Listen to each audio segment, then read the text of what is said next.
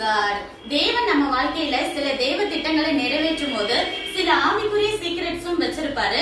ஒருவேளை அந்த சீக்ரெட்ஸ் வெளியே லீக் ஆகும் போது அந்த திட்டம் நிறைவேறுமா நிறைவேறாதா அப்படிங்கிற குழப்பம் நம்மளுக்குள்ள வரலாம். இப்படித்தான் இயேசுவின் தாய் மரியாள் திருமணத்துக்கு முன்பே பரிசுத்த ஆவினால கன்சீவ் ஆனப்போ யாருக்குமே அது தெரியக்கூடாதுன்னு நிச்சயமா மறைச்சிருப்பாங்க.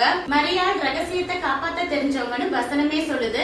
அப்படி இருந்தும் பிசாசு யாரையோ தூண்டி விட்டு அந்த சீக்ரெட்ஸ தெரிஞ்சுக்கிட்டு யார் மூலமோ யோசேப்பு கிட்ட சொல்லி அவங்க 2 பேரும் திருமணம் முடிக்கிறத தடை பண்றான். அப்போ தேவன் சீக்கிரம் வெளியாயிடுச்சு அப்படின்னு சொல்லிட்டு அதோட விட்டுறல. உடனே ஒரு தேவதூதனை யோசேப்புக்கு கனவுல அனுப்பி மரியாள் பரிசுத்த வாட்டி தான் அப்படிங்கிற உண்மையை சொல்றாரு. அதாவது பரலோகத்துல தேவன் போட்ட திட்டம் போட்டதுதான். தடைகள் வரலாம், சீக்ரெட்ஸ் வெளியாகலாம். ஆனாலும் தேவன் போட்ட திட்டத்துக்கு விரோதமா எந்த மனிதர்களாலும் பிசாசாலும் நிரந்தரமா அதை தடுக்க முடியாது அப்படிங்கறத புரிந்து கொள்ளும்.